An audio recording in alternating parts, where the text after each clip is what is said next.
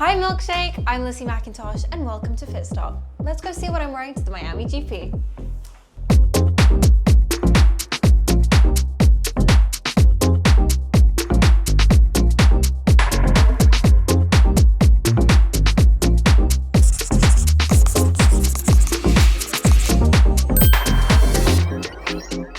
Welcome to Fit Stop, where F1 meets Closet Confessionals, 3 fits, 3 days, and the stories behind both the looks and the people wearing them. Today we have Lissie Mackintosh, one of the OG Formula One content creators and presenters, and I'm so excited to have her on the show. She has some amazing Miami Grand Prix fits, and we can't wait to see it. So welcome, Lissie. Hey, Lissie. Hi. Nice to meet you. How's it going? Good. Welcome. You look beautiful. Thank you. You as well. I'm so excited to be here in Miami. I know, can you believe it? No, it's like the season's like starting over again. It's I know, it's crazy. like a rebirth. I'm so excited. Why don't you first tell us about this practice look? Okay, so this look is all Meshki. Meshki is a brand, honestly, that I've just worn for like the last maybe 3 seasons in F1. And one thing about me is like, even if you send something, if I don't love it, I'm so particular about the fit of things. Like I think as I get a little bit older and I've worn so many outfits to different races now, the fit of something is so important. And there are certain colors I gravitate towards. You'll see like red and white and black are like my go-tos. Okay. So this is a little off the shoulder top with a skirt that honestly I've never really worn something like this, but I think for Miami with the heat, Yes. it's perfect because you've got the shorts underneath, but your legs are like totally free. This bag is, I try and buy like a bag every time I hit a certain milestone in my life. Or I steal them from my mom.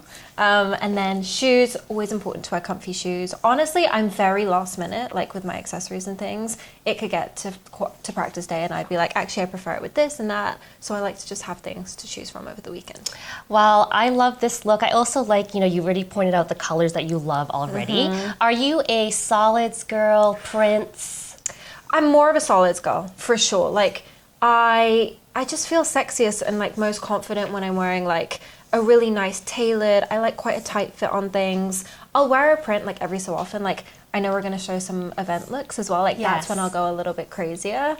But day to day, I'm definitely more of a solids girl. And are you thinking about, like, I love your silhouette with the high-low, the off-shoulder. Do you think about that when styling a look? For sure. I think like my mom always used to tell me, I learned a lot of my advice from her. It's just like, if you're gonna show one part of you, like maybe balance it out and like see how you feel. And actually she's right. Like when I have exposed shoulders, exposed arms and legs, like trust me, it looks beautiful. But for me personally, I like when, especially when I'm at work, just to like kind of balance the two out a little bit. But this is actually going to be my look for the track. And then I'm going to go to an interview with Susie after practice. So I'll change the skirt. It's being tailored right now.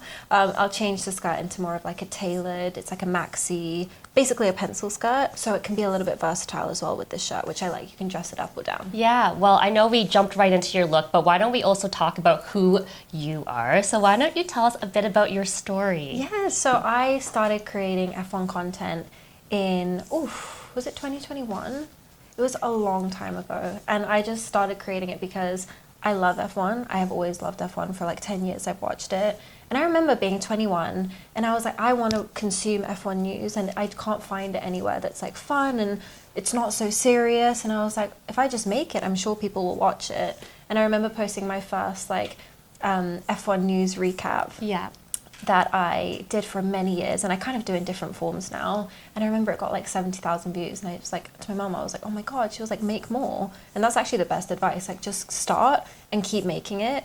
And I think hindsight is such a beautiful thing. Like now, F1 has changed.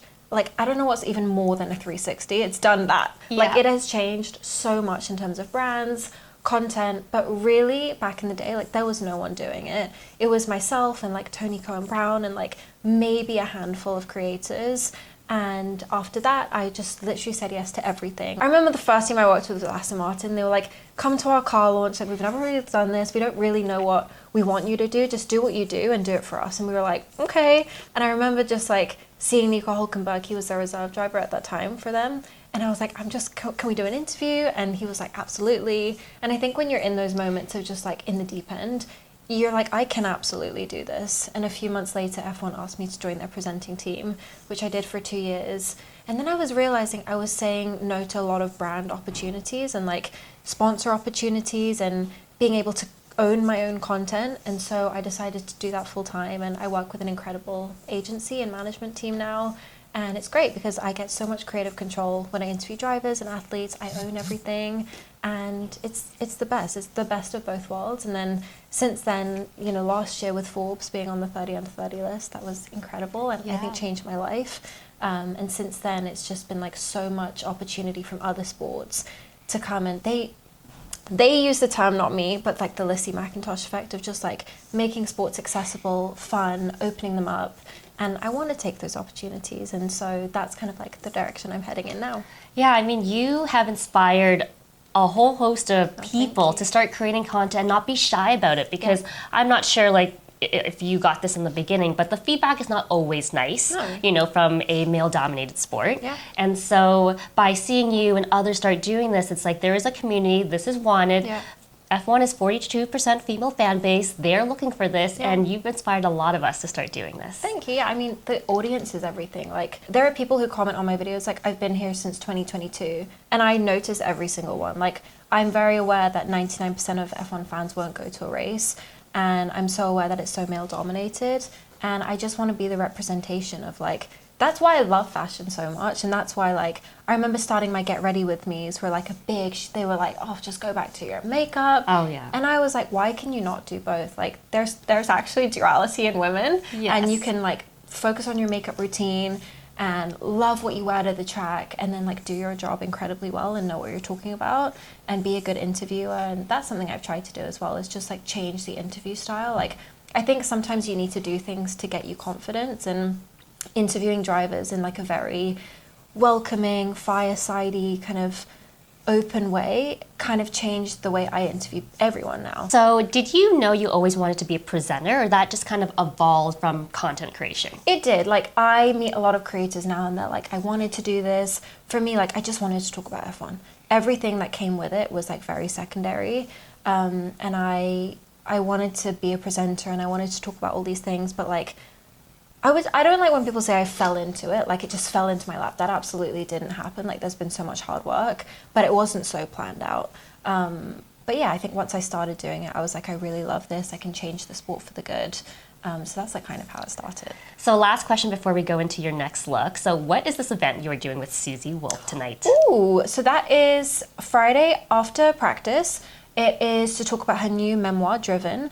And I mean, I love Susie. I have only incredible things to say. I've spent a couple of minutes here and there with her over the years, but to have an hour-long conversation with a woman who is arguably the most, you know, inspirational and one of the most kind of instrumental women in motorsport is going to be incredible. So we're going to talk all about her new book and F1 Academy and what she has coming up and her past and, you know, her racing experience and everything.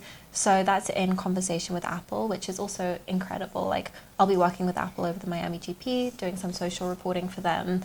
And like, they're the rights holder of Formula One in the US, so sometimes it's a little pinch me. But yes, that will be incredible, and we will change for Susie. Yeah, why don't we see your Quali look now? Perfect, let's do it.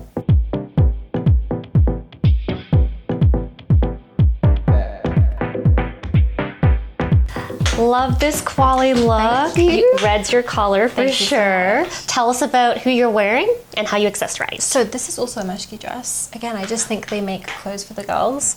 And you know when you just get a great relationship, like I feel like I've done that with certain bag designers or clothing designers in the past, and like the relationship is just as important as what you wear now. And this is also an Australian brand, which I feel like the Australian brands are the coolest. I was at the AusGP last year, and just like the fashion there is so inspiring for me. But black and red is my go-to. And I feel like this dress is very Miami. I prefer a maxi dress every now and then. Like, I just feel like it's nice and elegant. So yeah, this has a nice cutout detail. It's knitted, it's nice and thick. And I paired it with my classic Chanel and some little black heels. And my rings, which I wear a lot, these little LM rings. So how do you think about accessories? For me, accessories are like, I have a lot of pieces that I really love. Like, I have a lot of like the same jewelry, tennis necklace, things like that. that I always wear, because I feel for me like my jewelry is definitely a part of who I am. Like right now I've taken a lot of it off because I just got a new bracelet. Do you ever do that? Yes, yes. And you're like, I'm gonna let it have its moment. Yeah. But I love like a tennis bracelet stack.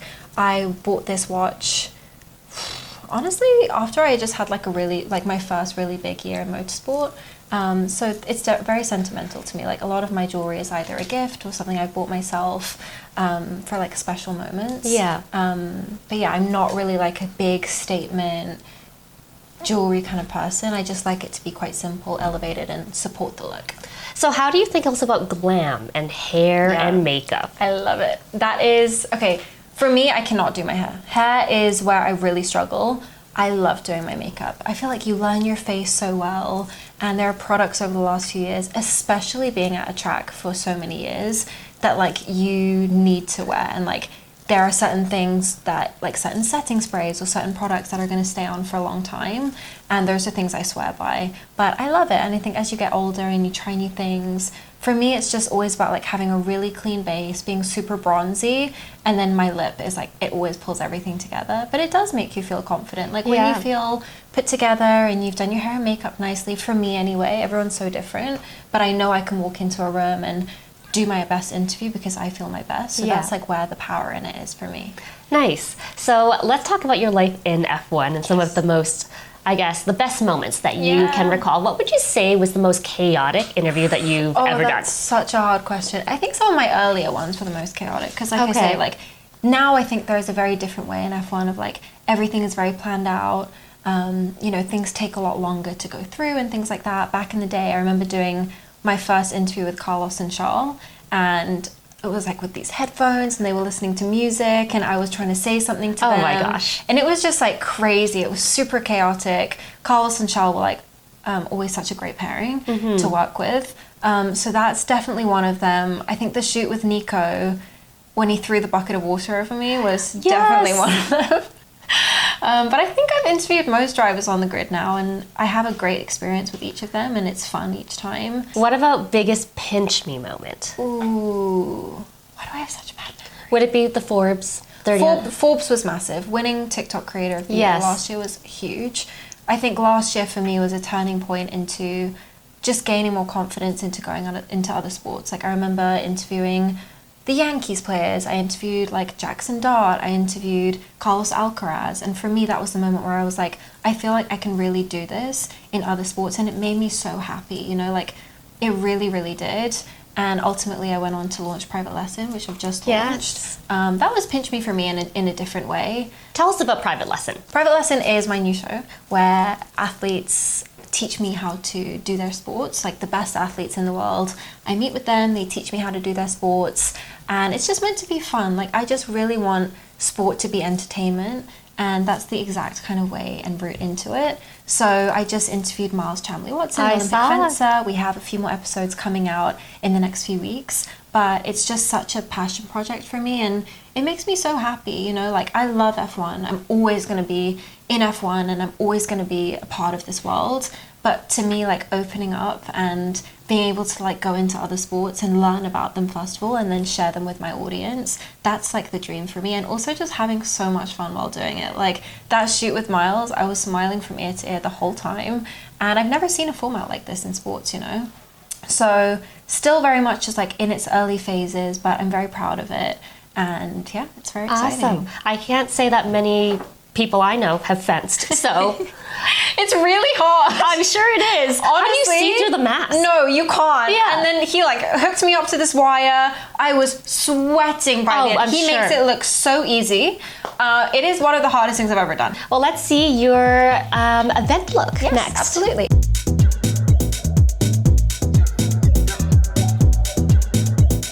Okay, Lissie, I am obsessed. This might be my favorite one so far. So tell us about this look. So this is a jaded London dress. I love wearing like some more British brands, obviously being British and representing in Miami. Yes. And sometimes you just gotta go all out. Like this is the most Miami dress. It is. It's very different for me, but I love it. It's short and satiny and colorful. Okay, we have to talk about the orchid on the back. I just so noticed. I'm gonna do an updo for this. You have to. I'll show you the bag. I'll show you the bag.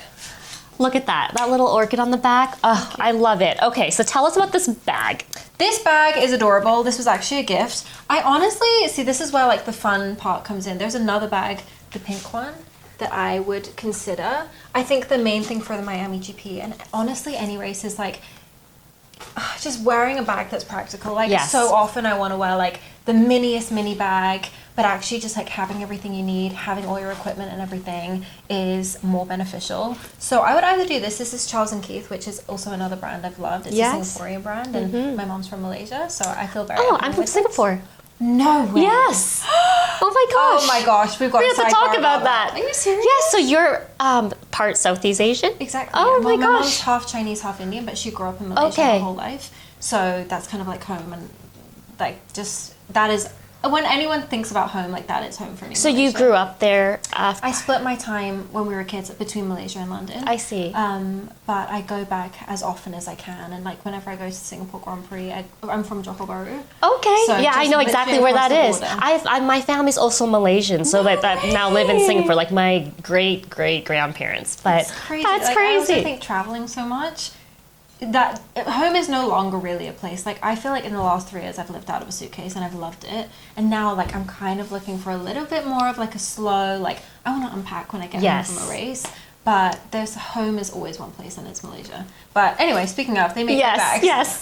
So these are 2 options I would do, but I honestly think this one is just fun. It's so Miami. It is. For accessories, honestly, I play around. Like my bag is always full of multiple different pairs of sunglasses. I brought these to Miami. These are the new Gentle Monster collaboration. Just because I think it's so cool. Like that's what I mean about it changing. F1 is becoming so much bigger now and more mainstream, which is incredible. But collaborations like this are very cool. And then I love these as well. These are like Tom Ford little. Oh, but the color on that lens matches this perfectly. Exactly. So, you know, I pick and choose. I really do. So let's talk a bit about, you mentioned in the previous look that you love covering other sports and have the opportunity to do tennis, football, baseball, I think basketball. Yeah. So what drew you to these other sports? And a lot of them are also American sports. They are. I don't know. I think it's such a good question. I think for me, there's always just been an intrigue. And also for me, like, I really do believe in evolving, and you've got to look at you've got to be 10 steps ahead, you know, in terms of content and in terms of sports. And it's naturally like very exciting for me to like dip into other things. And then those opportunities came. Like I went to my first Super Bowl a couple years ago, which I think really sparked my interest.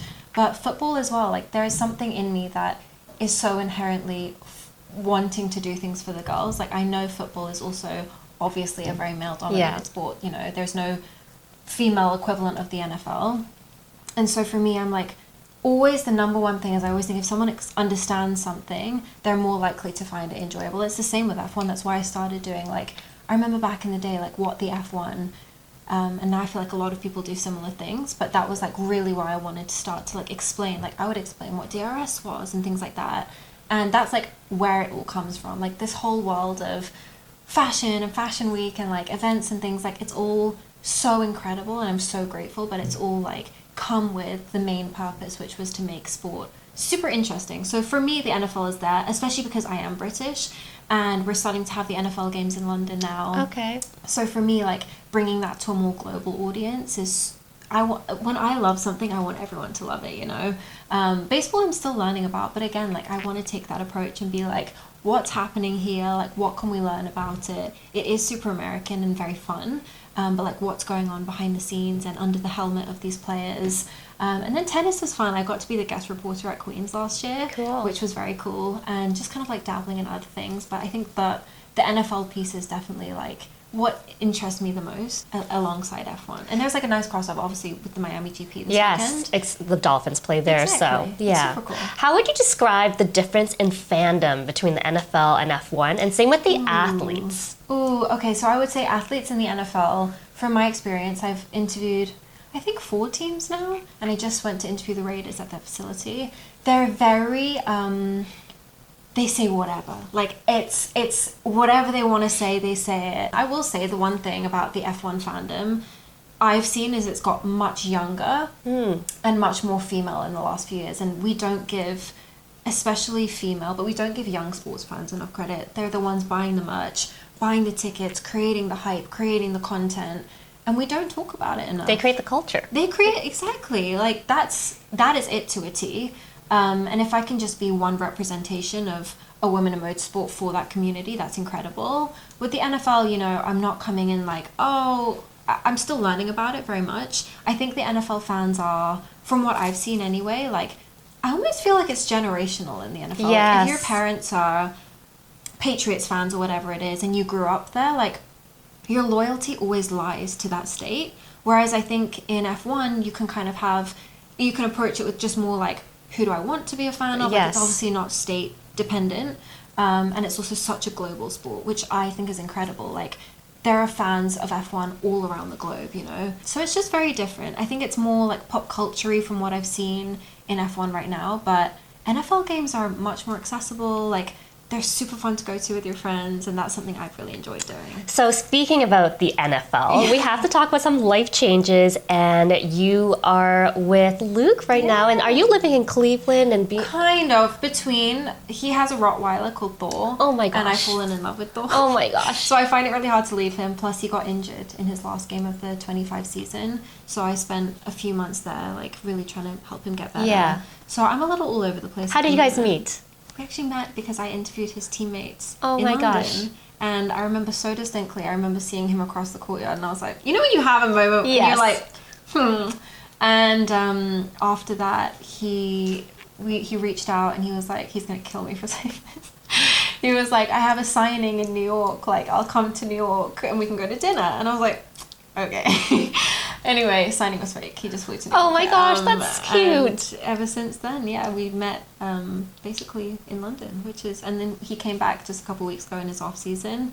So that was really special. We were like, should we go back to where we met? And then I was like, it's too far, it's fine. So how would you describe his personal style? He loves like a basic outfit, and I think he's very like, Lissie, like, if you want to like choose this and that, like, he's very open to new ideas and things like that. But he doesn't shop a lot, honestly. Like, I think, you know, he's just focused on work at the moment. Yeah. But very basic, like, a little bit more European now, like a nice knitted polo shirt, Yes. a little linen pants. But yeah, it kind of we mix and match. Do you remember what you wore on your first date? I do. I was wearing meshki. Perfect. I was wearing a black jumpsuit that zipped all the way up and little black boots. Did you guys do dinner, or what did you do for your date? We went to this little West Village bar, and then we went to dinner, and we went to another bar after, and his brother crashed because he had his location. Oh my gosh. So I met his brother on our first date, which is, honestly, I would recommend it. But I was so scared in the moment. I was like, oh my God. But yeah, he crashed our first date, and then ever since then, we've pretty much been inseparable. Oh my gosh, I love that story. Yeah, but he's coming this weekend. He actually Oh, works exciting. so yeah, Exciting. sneaking away from practice. Yeah. Well, Lissie, I just have one more question for you to close off this episode. So, what would you say is your signature fit, the one that never misses if you can't think of anything else? What's your go-to? My go-to outfit, first of all, it's something that if I put it on and I feel confident, I'm going to wear it. That's it. I try to now, you know, as we get older and there's so much to buy, I'm trying to keep pieces that I really love and I want to wear over and over. So I love a monochromatic fit. Like, that's where I feel the safest. But actually, I think red is the color that I feel safest in as well. Like, you can really make a statement. And actually, this dress reminds me of kind of like when I first started on track TV. I remember I would wear like long, flowy pink dresses. Almost so people would say like, what's she doing? Like, she has no idea. Almost like prove the point. Yeah. And this really brings me back to that. So I think things that are very tailored. Red, I like a pointed heel. Yeah. I'm usually in a heel, more so for my height. And something that has a story behind it as well. But yeah, I'm getting pickier as I get older, but I think that's a good thing. Just like even in life, I think you just refine your choices a little. So yeah, black or red, a little bit tighter, and usually a pointed heel. Perfect. Well, thank you so much for joining us. It's so great to meet you. Too. I'll see you at the race this weekend. We will. Perfect. All right, see you. Thank you.